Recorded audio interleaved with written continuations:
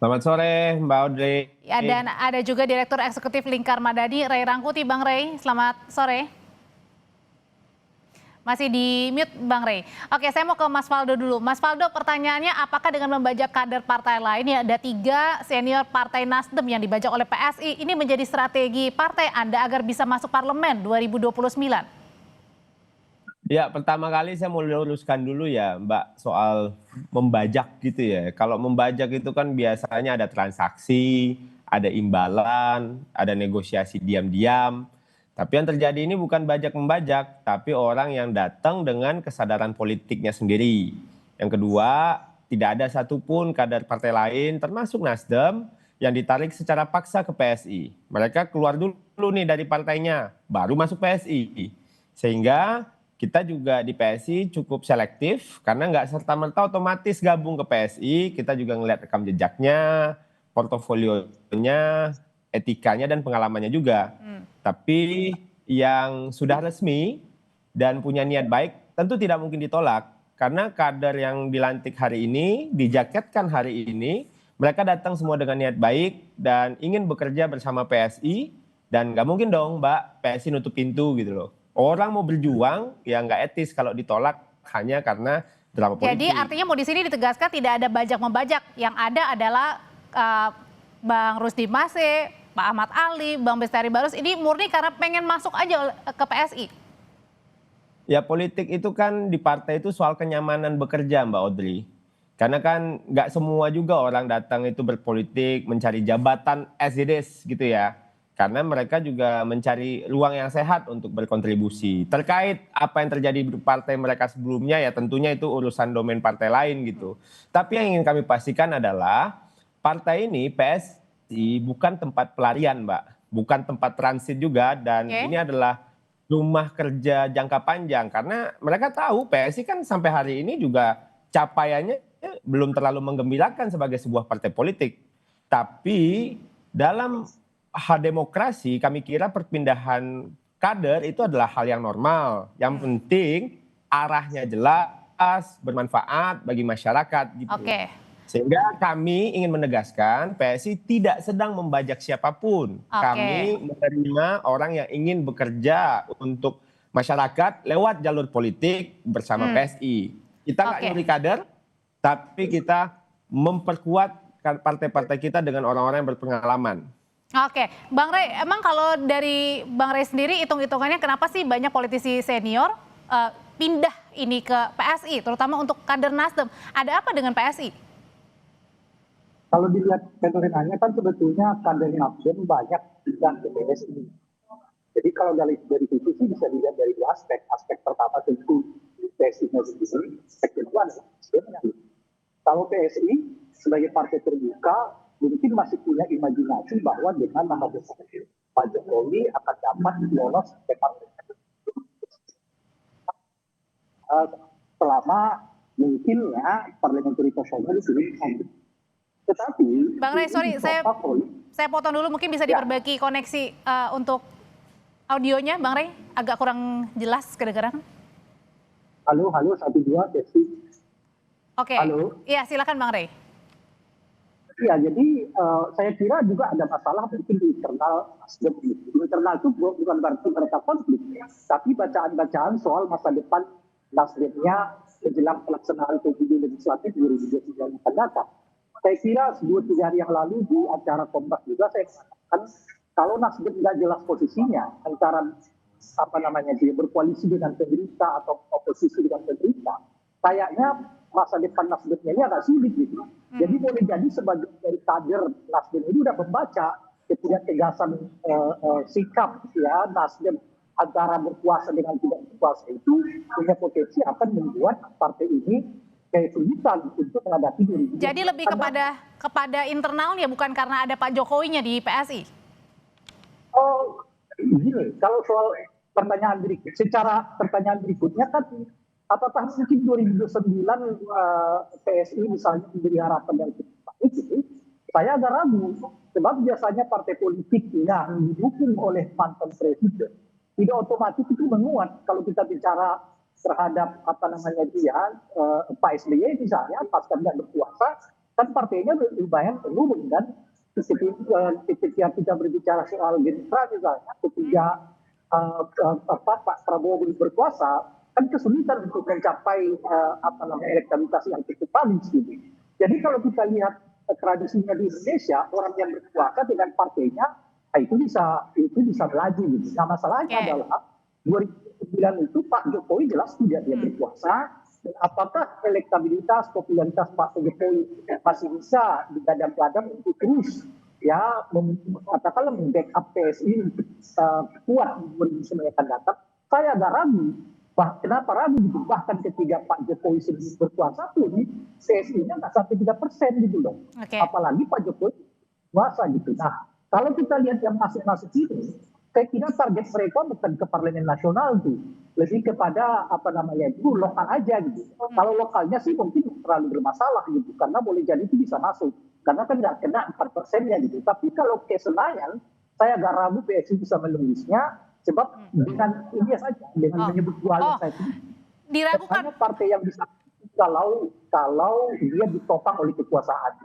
Oke, diragukan oleh Bang Rey katanya Mas Faldo. Padahal tadi Pak Jokowi ini sangat berapi-api sekali pada saat pidatonya di Kongres ya. Bahkan Pak Jokowi tadi mengatakan bahwa akan siap bekerja keras dan mati-matian untuk memenangkan PSI. Sebenarnya apa sih target dari PSI di 2029? Targetnya tentu memenangkan pemilu Mbak Audrey. Tapi memang lolos atau enggaknya PSI ini kan memang ditentukan oleh kerja kita di lapangan gitu.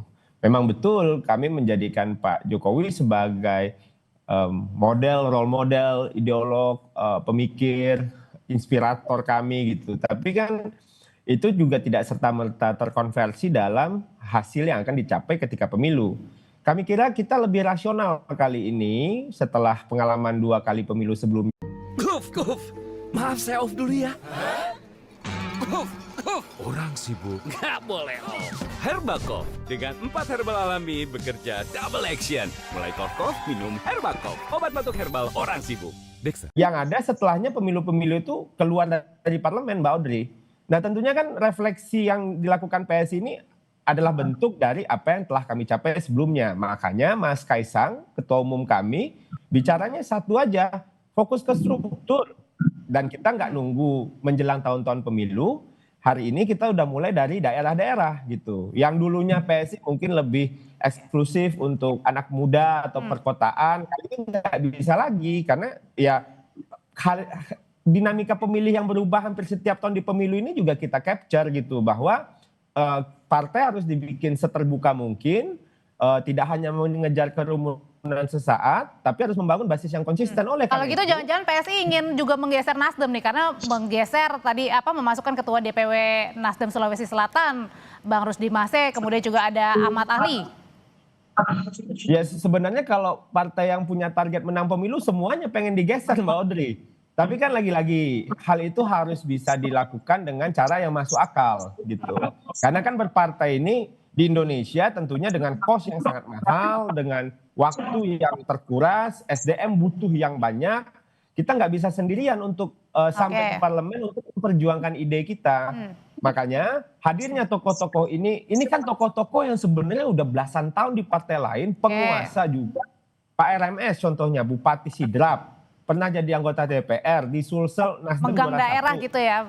Pak Ahmad Ali juga di Sulteng, ya kan? Belum lagi bapak ibu lainnya yang mungkin dalam waktu dekat akan diinfokan gitu. Jadi hadirnya Pak Jokowi memang membuka ruang bagi PSI untuk lebih besar ruang kerjanya dan dibantu oleh senior-senior sudah bergabung. Kami kira mudah-mudahan hasilnya lebih baik.